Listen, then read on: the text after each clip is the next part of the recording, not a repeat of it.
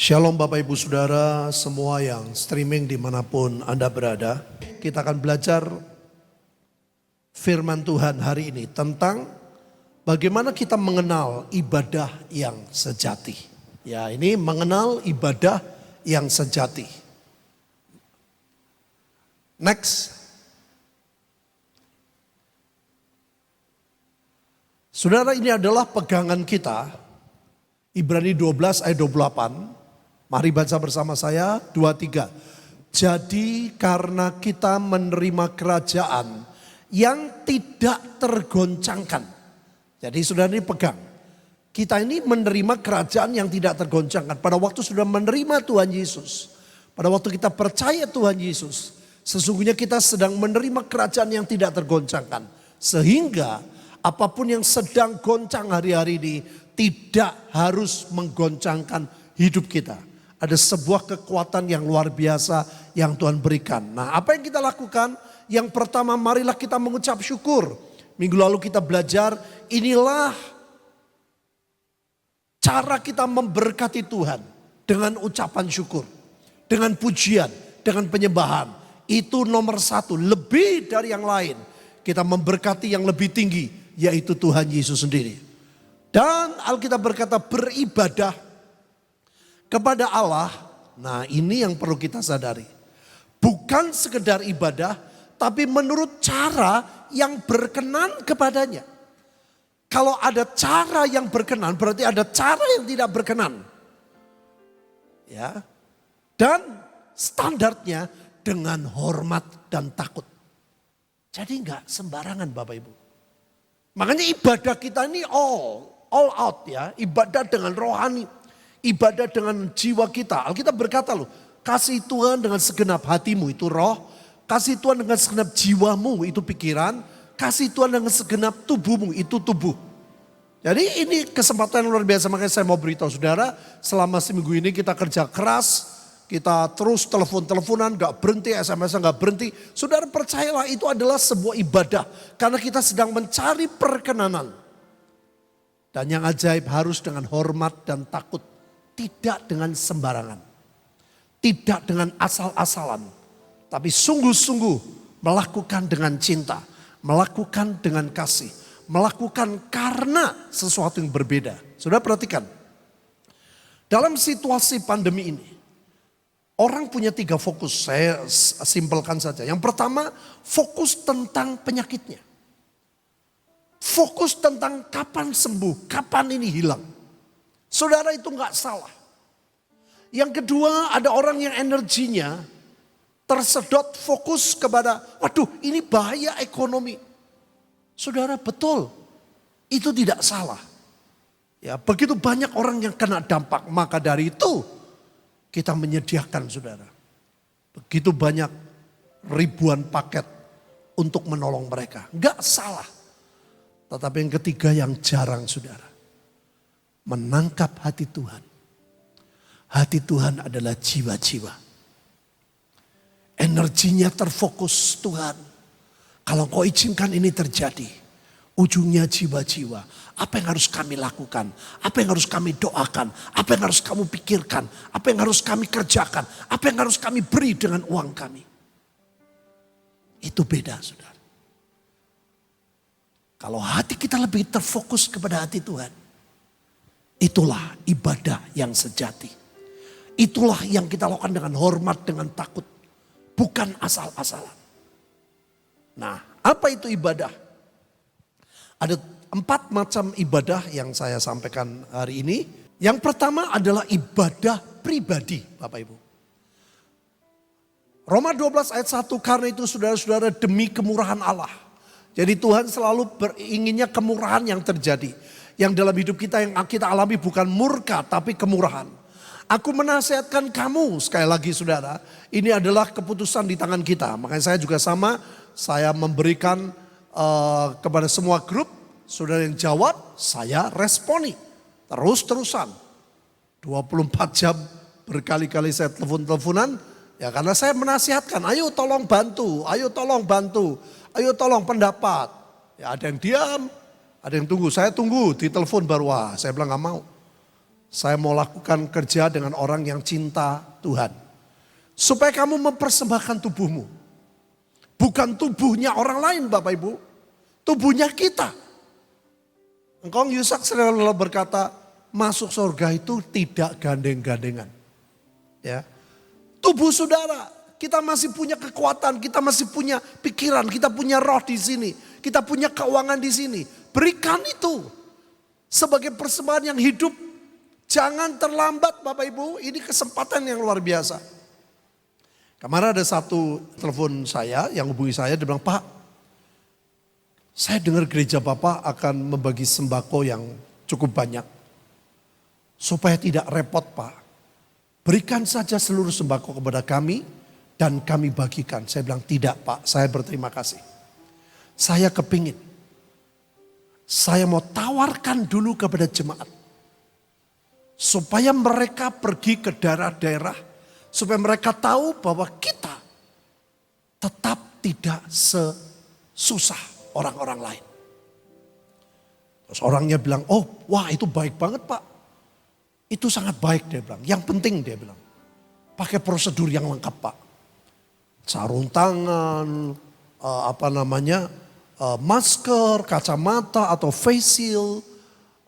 Pokoknya pakai prosedur. Dan jangan banyak-banyak Pak, dia bilang itu.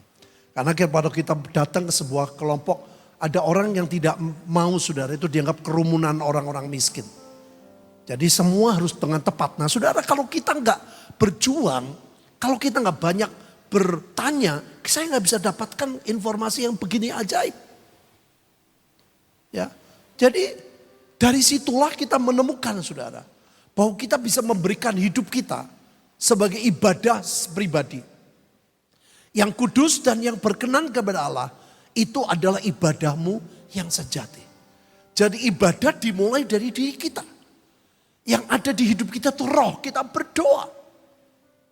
Yang ada di kita tuh jiwa, kita memikirkan apa yang Tuhan pikirkan. Yang ada di hidup kita tubuh, kita punya kekuatan kesehatan, lakukan. Yang ada di kita keuangan bukan nominal saudara. Di mana hartamu berada, di situ hatimu berada. Nah, saya beritahu saudara ya, kalau kita sudah belajar tentang kapan menabur. Kita mau beri makan orang miskin. Ini betul-betul saat yang tepat. Dan kita bisa menggabung jadi satu saudara, menjadi dupa yang harum. Orang yang memberi besar, yang kecil-kecil semua jadi satu. Menjadi kekuatan yang luar biasa. Nah, apa itu ibadah pribadi? Yang pertama adalah dimulai dari diri kita. Apa yang kita lakukan dalam ibadah pribadi? Matius 6 ayat 6. Tetapi jika engkau berdoa, masuklah ke dalam kamarmu. Tutuplah pintu. Artinya gak ada orang lain. Cuman saudara sendiri. Dan berdoalah kepada Bapamu yang ada di tempat tersembunyi. Saudara, ibadah pribadi adalah hubungan saudara pribadi dengan Tuhan. Belum keluarga loh, pribadi dengan Tuhan. Makanya saya selalu berkata baca Alkitab, doa, semua sendiri dulu. Ini bicara hubungan Bapak Ibu. Kalau saudara gak punya hubungan ya, kita memberikan tubuh kita, tapi nggak punya hubungan dengan Tuhan, itu nggak ada artinya. Dua-duanya ini sama. Ini kayak iman, ini perbuatan. Perbuatan tanpa iman nggak bisa, iman tanpa perbuatan nggak bisa. Jadi dua-duanya harus ada. Saudara punya hubungan pribadi dengan Tuhan, tapi hidup saudara dilakukan menjadi sesuatu yang ajaib. Tubuhnya digunakan, rohnya digunakan. Pikirannya digunakan, uangnya digunakan untuk apa yang Tuhan mau. Dari mana? Dari hubungan pribadi. Saudara saya juga melakukan ini dengan hubungan pribadi. Pada waktu awal pertama corona, virus ini. Semua orang berjuang saudara. Semua orang semangat untuk memberi. Dari partai, dari ini dan itu. Sehingga informasi di TV pun sudah banyak yang tumpang tindih. Tapi hari-hari ini kala orang sudah mulai capek, kala orang sudah mulai lelah. Saudara, orang-orang yang butuh pertolongan tuh gak bisa sekali. Kemarin saya bilang ibu-ibu 2 kali, saudara, saya datang pagi, terus pulang karena saya mau buka puasa, saya doa, nyembah, selesai, jam 3 saya datang lagi, sampai sore. Saya bilang ibu-ibu, saya bilang jangan lelah lu ya. Ini gak cuman sekali, minimal 1 bulan sekali. Saya kaget saudara, mereka berkata siap. Mereka semua semangat saudara. Saya bilang ini sebulan sekali loh. Minimal sebulan sekali. Karena saudara tahu itu orang yang saudara dikasih beras, kasih apa, itu gak mungkin bisa bertahan sebulan. Beras yang dibagikan oleh banyak partai dan sebagainya, gak bisa 1 bulan saudara. Maka dari itu, ini adalah kairos yang tepat. Punya persekutuan, dari sini kita nangkep apa yang Tuhan mau dan melakukan seperti yang Tuhan mau. Nah, apa yang terjadi? Saudara nggak usah menuntut berkat. Alkitab berkata, maka Bapamu yang melihat yang tersembunyi akan membalasnya kepadamu. Apa yang kita lakukan? Persekutuan pribadi dengan Tuhan. Kita doa puasa, nyari Tuhan apa sih yang Engkau mau? Tuhan apa sih yang Engkau mau? Alkitab berkata Tuhan membalas kepadamu. Gak ada yang sia-sia Bapak Ibu. Nah kedua adalah ibadah keluarga. Pertama dimulai dari pribadi. Pribadi punya hubungan, pribadi punya hati untuk mencintai, untuk memberikan kepada Tuhan. Bukan waktu sakit, waktu sehat. Nah yang kedua, dari pribadi-pribadi itu menjadi satu dalam keluarga. Yosua 24:15, tetapi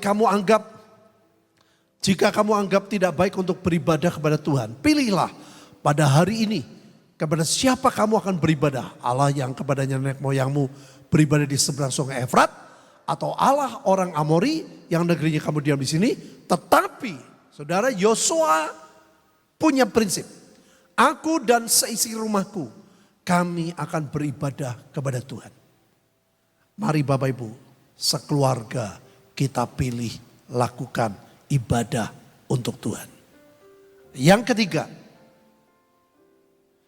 nah ini saudara, ini minggu depan kalau Tuhan kehendaki mau saya sampaikan kenapa nanti kita belajar tentang Firaun, itu menarik sekali saudara. Kenapa Tuhan kirim Musa? Karena ternyata Tuhan sebetulnya pengen saudara, Tuhan suka.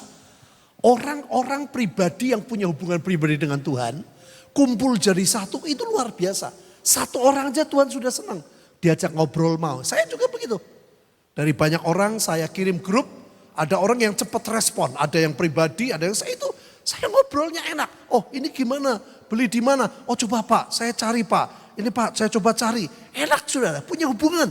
Saya nggak mau kehilangan orang itu. Saya terus tanya, dia terus jawab. Dia berikan banyak informasi dan itu menarik sekali. Nah bayangin kalau orang-orang itu jadi satu saudara. Punya hubungan, punya ngerti. Sama-sama mikir, lagi mikir hati Tuhan. Lagi mikir perasaan Tuhan. Luar biasa kalau itu jadi satu. Dan saudara hari-hari ini yang sedang Tuhan izinkan terjadi. Ini yang kurang. Berapa banyak orang gak bisa ibadah bersama. Hati Tuhan pun pengen sudah. Nanti minggu depan kita belajar kalau Tuhan kehendaki. Janganlah kita menjauhkan diri dari pertemuan-pertemuan ibadah kita. Seperti dibiasakan oleh beberapa orang. Tetapi marilah kita saling mengasihi dan saling giat melakukannya. Menjelang hari Tuhan. Ini yang sedang terkendala. Saya tahu ini sedang terkendala berarti kita sedang Tuhan memperbaiki pribadi. Nah ada orang yang kadang-kadang wah saya pribadi, saya dengan keluarga. Bener gak ngajarin anak-anaknya cinta Tuhan? Bener gak ngajarin anak-anak baca Alkitab? Bener gak mengajak anak-anaknya untuk berdoa? Atau cuma dikumpul di rumah? Kalau saudara dalam situasi ini cuma kumpul di rumah, cuma ngobrol, cuma guyonan. Itu cuma bagian kecil tuh jiwa. Rohaninya gak dapat. Anaknya diajar itu pengertian firman. Anaknya diajar baca Alkitab. Ada orang saudara, orang tua anaknya sudah bisa baca Alkitab, tapi nggak pernah mendorong baca Alkitab. Oh Alkitab kan susah, orang tua aja susah kok. Pada waktu hati kita ke Tuhan. Saudara kita lihat ya, anak-anak kecil sekarang dipakai Tuhan. Jadi kadang-kadang, wah saya bersyukur, semuanya baik, oke. Bener gak di rumah ngajarin anak-anak untuk mencintai Tuhan, untuk baca Alkitab. Makanya hati-hati saudara. Nah ini yang sedang dirindukan Tuhan. Jangan bikin saudara, oh Tuhan gak suka, Tuhan rindu. Lihat perhatiin ya. Mazmur 22:2 tingkatannya. Aku akan memasyurkan namamu kepada saudara-saudaraku. Ini keluarga. Daud punya ibadah keluarga. Tapi Daud juga punya ibadah besar. Dan memuji-muji engkau di tengah-tengah jemaah. Jadi Daud pribadi. Dia punya ibadah dengan Tuhan. Pada waktu dia pelihara kambing domba. Dia banyak diajari Tuhan. Tapi dia punya keluarga. Ibadah dengan keluarga. Dia punya ibadah besar dengan jemaah. Nah tiga-tiganya sudah sebenarnya Tuhan mau kita alami dalam hidup kita. Nah yang keempat, ini yang tidak mudah. Ini level yang saya anggap level tertinggi. Ibadah di dalam Kristus. Ada orang ibadah di dalam gereja, belum tentu dia di dalam Kristus. Tapi orang yang di dalam Kristus dia ada di gereja. 2 Timotius 3:12. Memang kata Tuhan, Paulus berkata setiap orang yang mau beribadah di dalam Kristus Yesus. Sekali lagi. Maka dari itu saya mau beritahu saudara, ayo hidup di dalam Kristus. Kalau saudara di dalam Kristus, ini saya ketemu nih. Saya memikirkan Tuhan, orang ini memikirkan Tuhan, orang ini memikirkan Tuhan. Itu bisa ketemu, klok. Harga ketemu, jenis beras ketemu, minyak ketemu, semuanya ketemu. Sehingga hati itu enak banget. Oh ini pas, ini pas, ini pas. Di dalam kenapa? Di dalam Kristus. Hatinya di dalam Kristus. Nah yang gak enak saudara akan menderita aniaya. Apa maksudnya aniaya? Dimulai dari kemauan kita. Dimulai dari gengsi kita. Dimulai dari harga diri kita. Yang rela direndahkan. Kemauan-kemauan kita yang tidak cocok dengan kemauan Tuhan. Ini gak mudah. Ibadah keempat ini paling tidak mudah saudara. Nah Lukas 2 ayat 37. Dan sekarang ia janda, ini nama Ibu Hana. Dan berumur 84 tahun. Ia tidak pernah meninggalkan bait Allah. Dan siang malam beribadah dengan berpuasa dan berdoa. Bapak Ibu, ibadah yang tidak mudah adalah ibadah puasa dan doa. Saya ingat sekali zaman dulu Ngkong kalau pelayanan di Tegal hari Jumat. Terus Jumat malam ikut saya ke Temanggung. Sampai di sini Jumat malam, Sabtu, Minggu kebaktian. Sabtu dia gak mau makan. Saya bilang waktu saya manggil kok gak mau makan? Tadi malam perjalanan jauh, besok pelayanan. Dia bilang tiap Sabtu saya puasa, seminggu 2 kali, Sabtu sama apa saya lupa. Tiap Sabtu saya pasti puasa. Saya bilang kenapa sih puasa? Ada kalimat yang menarik. Tuhan ajari saya, dia bilang, nyicil penderitaan. Saya kaget sudah. Loh, maksudnya gimana? Pada waktu kita berpuasa, kita melemahkan daging. Kita sedang menyicil penderitaan. Sebetulnya ada banyak saudara yang kita harus menderita. Dan pada waktu kita berpuasa, kita nyicil penderitaan itu. Alkitab ngomong loh, ibadah itu menyicil, ibadah itu menderita. Ada banyak orang ibadah yang menguntungkan dirinya. Aku pengennya begini. Kalau aku tidak dihormati, aku gak mau. Aku tidak ditelepon, aku udah gak mau. Itu harga dirinya terlalu tinggi. Nah ibadah yang menderita, ibadah yang menyangkal dirinya. Nah ternyata sudah caranya adalah berpuasa.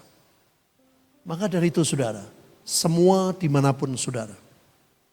Pada waktu kita doa, puasa. Walaupun seminggu cuman sekali, nggak apa-apa. Saudara sedang melakukan, sedang menyicil, sedang melakukan ibadah yang tinggi, yang levelnya tidak mudah. Seperti Hana. Bahkan Hana Alkitab berkata saudara, ia tidak pernah meninggalkan bait Allah. Nggak tahu sih seharinya berapa kali, tapi siang malam beribadah dengan puasa dan doa. Mungkin sekali-kali dia puasa Daniel, sekali puasa Esther, sekali macam-macam saudara. Ini sesuatu yang luar biasa. Nah, apa itu ibadah puasa? Matius 9 ayat 16, tidak seorang pun menambalkan secarik kain yang belum susut pada baju yang tua. Karena jika demikian, kain penambal itu akan mencabik baju lalu makin besarlah koyaknya. Oh, ini ada ayat selanjutnya ini. Ada ayat selanjutnya yang mengatakan bahwa Tuhan berkata, kenapa orang berkata, kenapa murid-muridmu tidak puasa? Firman Tuhan berkata, gimana murid-murid bisa puasa kalau dia sedang dekat dengan mempelai? Maksud saya ayat itu. Kalau dia bersama mempelai, dia nggak puasa. Pada waktu diambil dari mempelai, pada waktu itulah kita puasa. Saya pernah jelasin itu. Ternyata saudara, dengan kita puasa membuat hati kita tuh dekat dengan Tuhan. Membuat kita ngerti, nangkep apa yang Tuhan mau. Ini hari-hari ini gak mudah saudara. Untuk nangkep apa yang Tuhan mau. Beli beras yang gimana. Minyak yang seperti apa. Ternyata minyaknya artinya luar biasa. Semuanya ajaib. Ini semua membutuhkan kedekatan saudara. Kita puasa itu membuat kita dekat. Puasa itu membuat hati kita melekat dengan hati Tuhan. Nangkep apa yang Tuhan mau. Ada orang keliru. Oh, saya puasa supaya doa saya dijawab. Salah. Dijawab betul. Tapi jawabannya Tuhan belum tentu berkata ya loh. Jawaban Tuhan belum bisa berkata tidak. Puasa adalah membuat. Alkitab berkata, kenapa doa kamu tidak puasa? Alkitab berkata pada waktu mempelai itu diambil daripadanya. Artinya apa? Kita punya jarak. Kita gak bisa nangkep. Ini beda dengan nubuat saudara. Orang yang punya karunia nubuat tidak puasa 50 tahun pun dia akan dengar. Karena dia karunia. Tapi ini bicara hubungan pribadi.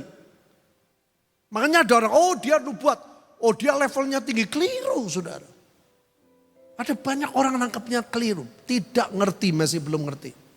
Orang itu tajam, orang itu berarti dekat. Belum tentu. Tapi orang yang berpuasa, dia membuat hatinya itu dekat dengan hati Tuhan. Dia nangkep betul apa yang Tuhan pengen. Ini Tuhan suka, ini Tuhan gak suka.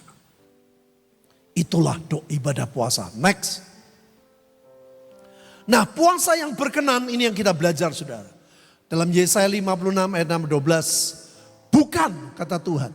Berpuasa yang kukendaki Allah supaya engkau membuka belenggu-belenggu kelaliman. Makanya kita mesti buang saudara semua yang Tuhan tidak suka. Dan melepaskan tali-tali kuk. Kadang-kadang kita membuat orang lain lebih susah. Kita buat orang lain dilepaskan. Supaya engkau memerdekakan orang yang teraniaya. Dan mematahkan setiap kuk. Ayat 7. Supaya engkau memecahkan rotimu. Nah ini saudara. Supaya engkau memecahkan rotimu bagi orang yang lapar dan membawa ke rumahmu. Orang miskin yang tidak punya rumah. Saudara, ini puasa yang ternyata Tuhan yang suka. Bukan cuma tidak makan. Tapi perbuatannya seperti ini. Kita sudah puasa, seminggu kita 2 kali. Tapi perbuatannya yang kita seringkali lupa. Kita harus memecahkan roti. Saudara, semua punya roti, semua bisa makan. Ayo berikan sedikit. Makanya saya bilang bukan nominal. Tapi hidup saudara diberikan. Oh, saya bisa berdoa. Saya berdoa untuk rencana Tuhan. Oh, saya mesti punya otak. Saya mau ikut mikir. Jangan dia bilang, oh saya nanti kalau telepon keluar duit. Wah, saya kalau telepon ke toko sana keluar duit. Saudara nggak bisa. Ini terlalu jauh. Ibadah yang menderita ini ibadah yang seperti ini saudara. Engkau punya roti, rotinya dibagi kata Tuhan. Ayo bagi. Tuhan ngomong loh. Kamu melakukan itu untukku. Waktu aku di penjara, waktu aku sakit. Engkau memberikan itu untukku. Engkau membawa ke rumahmu orang miskin. Mungkin kita gak bisa. Tapi ayo kita keluar dari rumah kita. Beri kepada orang miskin. Saya bilang kepada orang itu, kepada institusi itu, saya bilang, Pak, izinkan saya mau beri kesempatan dulu. Saya mau umumkan ke semua grup siapa yang mau datang ke desa-desa, ke daerah-daerah miskin. Tidak ombyoan, tidak banyak. Nanti kalau sampai tidak ada yang mau, terpaksa saya bilang, saya berikan seluruh ini ke institusi Bapak. Dan silakan. Orangnya bilang, oh sangat baik. Supaya orang-orang itu bisa melihat. Orang-orang desa bisa lihat bahwa gereja itu enggak diem. Gereja jadi terang. Oh sepakat saya bilang. Itu saudara. Tapi dia ingatkan, ayo Pak pakai prosedur yang ketat. Oke. Nah saudara, ini ternyata ibadah yang tidak mudah saudara. Dan apabila engkau melihat orang telanjang supaya engkau memberi dia pakaian. Dan tidak menyembunyikan tidak saudaramu. Saudara ini kan yang dibuat, yang Tuhan Yesus sampaikan. Lihat orang yang tidak punya pakaian, kau beri pakaian. Orang gak punya roti, kasih roti itu berkata, engkau sudah memberikan kepadaku. Kalau domba dia tidak merasa.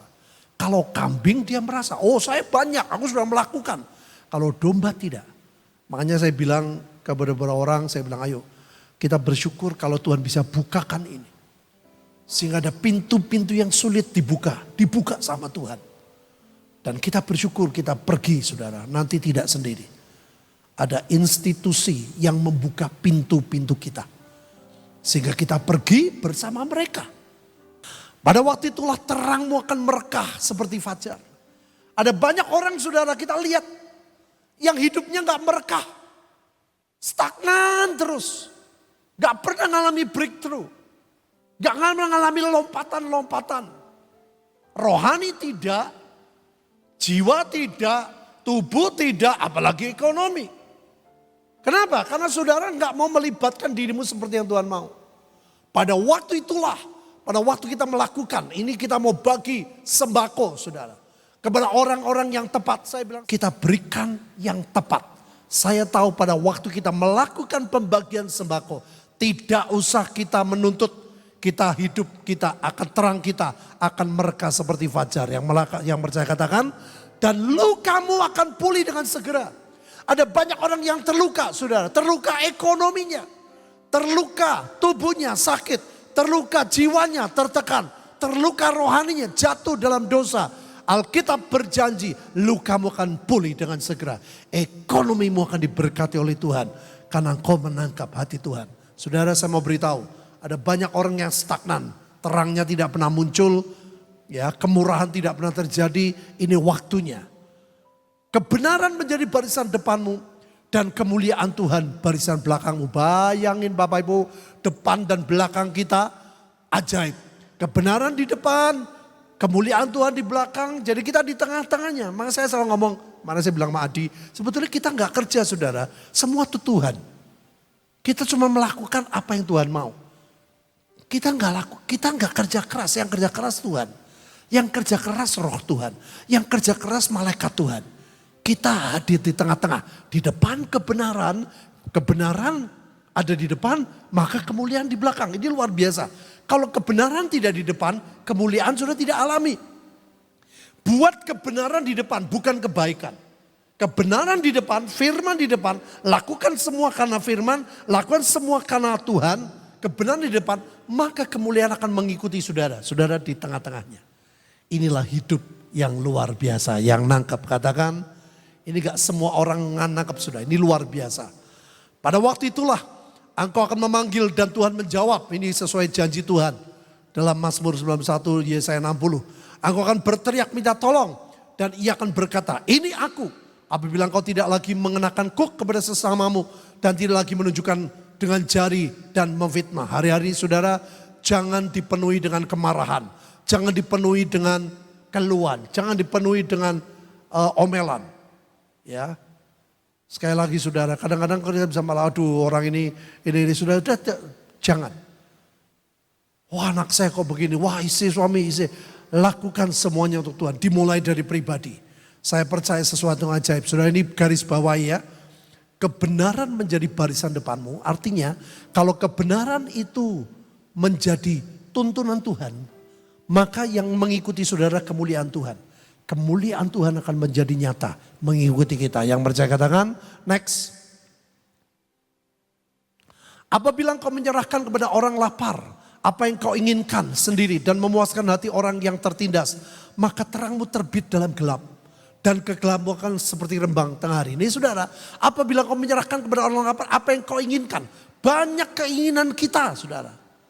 Makanya dalam pembagian sembako ini saya nggak mau seperti yang sudah-sudah. Oh sekedar bagi sembako, saya tidak melakukan tepat seperti yang Tuhan mau. Pada waktu kita melakukan yang kau inginkan, ada banyak keinginan kita yang tidak cocok dengan keinginan Tuhan. Inilah aniaya, penderitaan. Memuaskan hati orang yang tertindas, bukan puas diri sendiri. Memuaskan hati orang yang tertindas. Banyak orang yang susah. Ada banyak orang yang tidak mau keluar dari rumah. Nanti kita lihat saudara. Bapak keluar dari rumah dan jemput anak bungsu. Ayat 11. Tuhan akan menuntun engkau senantiasa. Akan memuaskan hatimu. Di tanah yang kering. Saudara, di musim seperti ini. Tuhan akan memuaskan hati saudara. Dan akan membarui kekuatanmu. Percayalah.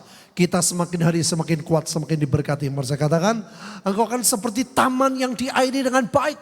Dan seperti mata air yang tidak pernah mengecewakan. Bapak Ibu, bukan cuman taman yang diairi. Tapi seperti mata air. Hidup kita seperti mata air. Pada waktu kita menolong banyak orang.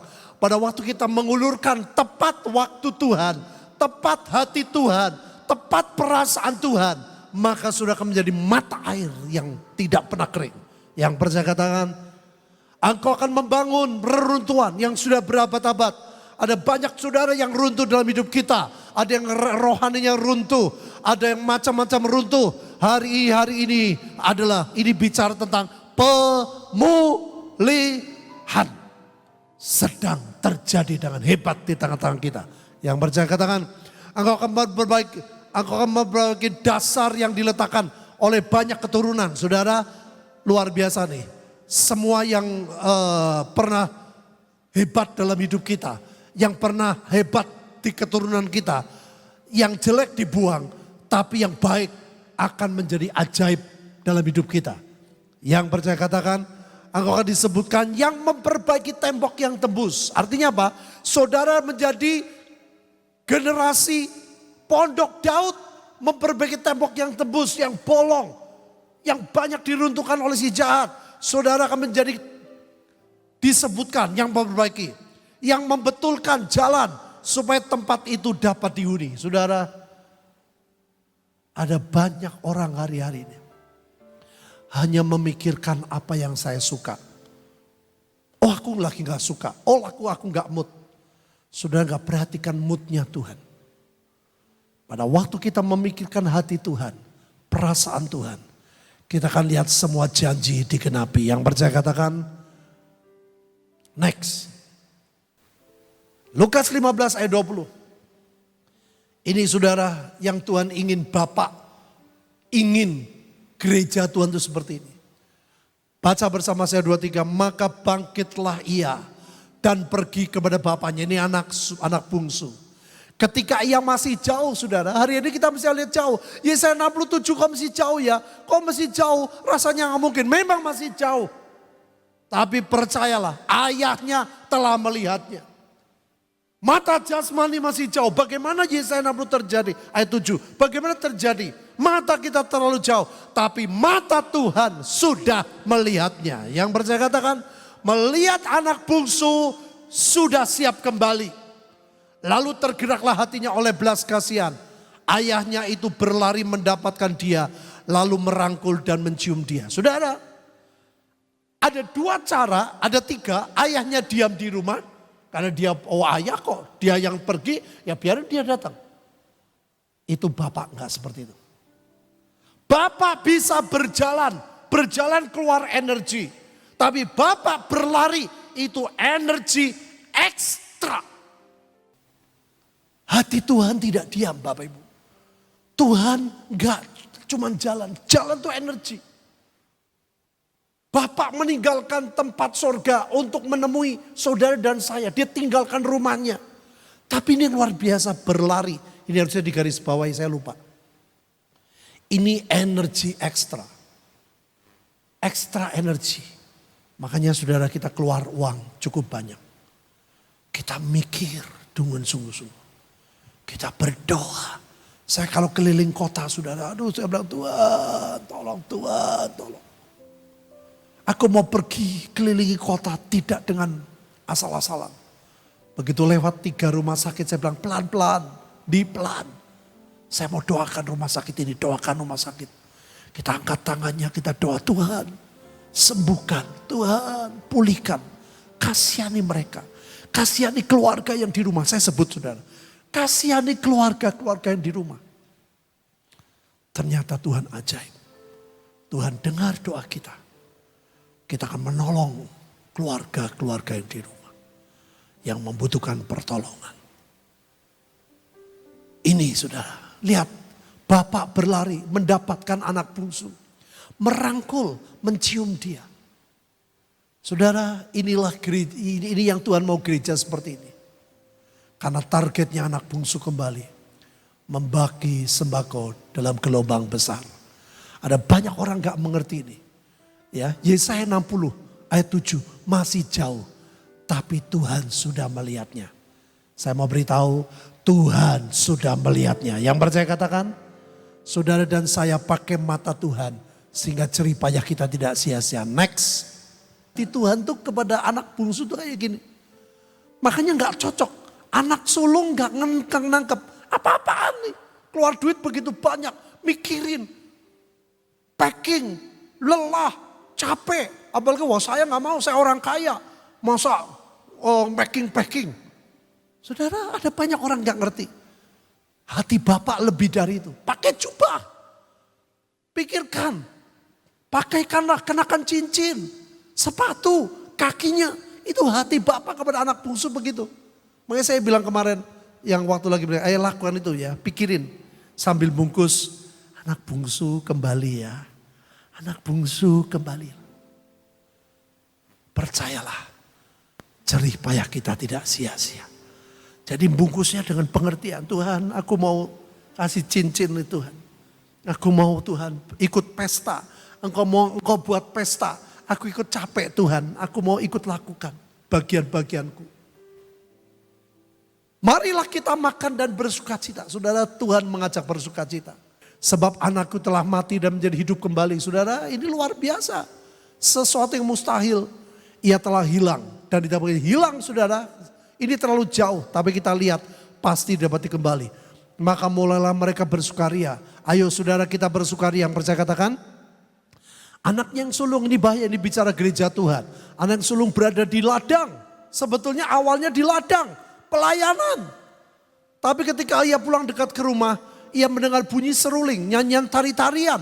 Lalu ia memanggil salah seorang hamba dan bertanya kepadanya. Apa arti semuanya? Tidak tanya kepada bapak, tapi tanya kepada hamba. Karena dia gak punya hubungan dekat sama Tuhan. Ada orang punya karunia, belum tentu dia punya dekat dengan Tuhan. Mengerti hati Tuhan. Ngeri sekali. Jawab hamba itu, adikmu telah kembali dan ayahmu telah menyembelih anak lembu tambun. Karena mendapatkan kembali dengan sehat. Saudara, hati Tuhan seperti ini. Ada banyak orang ngapain itu? Waduh, keluar duit bermiliat-miliat untuk sembako. Buat apa? Saudara, kita lakukan semua untuk hati Tuhan. Hati Tuhan sedang melihat anak bungsu sedang kembali. Yang percaya katakan, maka saudara jangan kaget. Marahlah anak sulung itu dan ia tidak mau masuk. Awalnya di ladang pelayanan, tapi tidak bisa masuk ke sesuatu ini, mengerikan sekali. Lalu ayahnya keluar dan berbicara dengan dia. Saudara, ini luar biasa, memberi kesempatan. Tetapi ia menjawab ayahnya, katanya telah bertahun-tahun aku melayani Bapak. Belum pernah aku melanggar perintah Bapak. Inilah kambing bukan domba.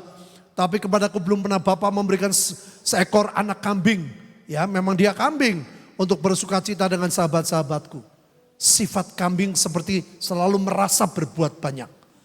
Tapi domba merasa Tuhan yang berbuat dalam hidup kita. Next. Tetapi baru saja datang anak bapa yang telah memboroskan harta kekayaan bapa. bersama dengan pelacur-pelacur. Maka Bapa menyembelih anak lembu tambun itu untuk dia. Kata ayahnya kepadanya, anakku, engkau selalu bersama-sama dengan aku. Dan segala kepunyaanku kepada saudara, sebetulnya seperti itulah gereja Tuhan. Tapi ada banyak orang tidak menyadari. Karena dia merasa kepunyaan dirinya, ya kepunyaannya dia. Bukan kepunyaan Tuhan, kepunyaan dirinya. Beda. Tuhan punya sendiri, aku punya sendiri. Tuhan punya rencana, aku punya rencana sendiri. Tuhan punya pesta, aku punya pesta. Ini ngeri sekali saudara. Padahal Tuhan pengen kepunyaanku punyamu. Pikiranku pikiranmu. Hasratku menjadi hasratmu. Pikiranku menjadi pikiranmu. Yang percaya katakan, pestaku menjadi pestamu. Ini yang saya berharap mata hati kita dibuka. Tuhan pengennya kepunyaanku ada kepunyaanmu. Tapi ada banyak orang. Aku punya masalah sendiri. Engkau berusaha sendiri. Aku gak mau urusan. Aku punya taste sendiri. Aku punya selera. Seleramu sendiri. Aku sendiri. Saya gak mau saudara. Saya mau kepunyaan Tuhan menjadi kepunyaan kita. Selera Tuhan menjadi selera kita. Yang percaya katakan.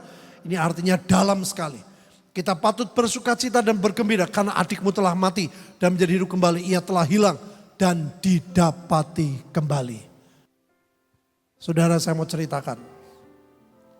Saya ini dengan anugerah Tuhan punya ketemu dua saudara yang puluhan tahun dari lahir gak pernah ketemu. Yaitu mama saya punya adik.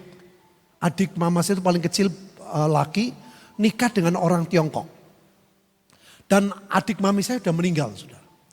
Tapi saya tahu persis dari zaman dulu keluarga ini selalu mencari-cari di mana keluarga besarnya. Mereka punya impian satu kali pengen ke Indonesia. Pengen lihat tempat kota papanya lahir. Karena waktu papanya meninggal tuh anaknya masih kecil-kecil. Jadi kasihan banget saudara. Mereka selalu merindukan.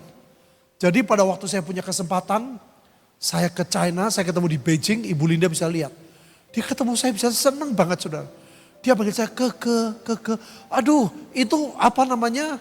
Buat dia itu seperti lebih dari emas. Dia temukan keluarga, dia temukan sesuatu. Nah, cerita singkat saudara. Mereka gak punya WA, mereka gak punya Line, punyanya WeChat. Sehingga saya WeChat, tapi saya gak bisa ngobrol banyak. Berapa waktu lalu sebelum ada translator, itu lebih sulit saudara. Nah, saya bersyukur ada seorang ibu dari Surabaya. Dia bilang, Pak, saya punya renungan bahasa Mandarin, renungan Kristen. Wih, saya mau. Satu kali dia kirim, artinya apa? Ini ada gini-gini, saya kirimi. Jadi tiap hari dia kirim, sudah hampir tiap hari. Saya kirim ke dua saudara saya. Satu di Beijing, satu di Shenyang. Saudara dia jawabnya kadang-kadang translate-nya keliru lah. Ngomongnya lucu lah saudara, saya tahu. Tapi intinya dia bilang, xie gitu. Oh ternyata Yesus sama Yehova sama atau beda. Pokoknya dia dua-dua meresponi saudara. Saya semua terbatas dengan bahasa. Tapi setiap saya ngomong dia jawab. Saudara pernah satu kali teman saya Sinse ini tidak kirim saudara. Lupa berapa hari. Saya juga gak kirim kan. Dia tanya. Keke sehat gak? Koko sehat gak? Saya kaget saudara. Orang sebegitu gak mau kehilangan saya. Apakah Koko sehat? Istri, anak-anak semuanya baik gitu. Oh baik, saya bilang kenapa? Loh kenapa kok gak pernah kirim renungan? Saya kaget sekali saudara. Nah cerita singkat, satu kali saya lihat handphone yang lama saya ini terlalu sudah banyak harus dibuang saudara. Waktu ada pertanyaan, silakan dibuang. Saya lupa.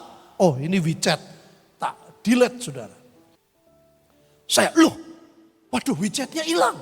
Jadi saya minta tolong Budi, tolong siapa Ferdian. Enggak bisa Pak. Karena ini WeChat ini, WeChat Bapak ini pakai nomor handphone Tri yang lama. Lah terus gimana? Gak bisa sudah berjuang Adi datang ke rumah, semua udah tolongin saudara. Kenapa saya begitu? Saya mau beritahu saudara. Karena hubungan. Begitu saya tahu WeChat saya dapat kiriman dari Juliana itu.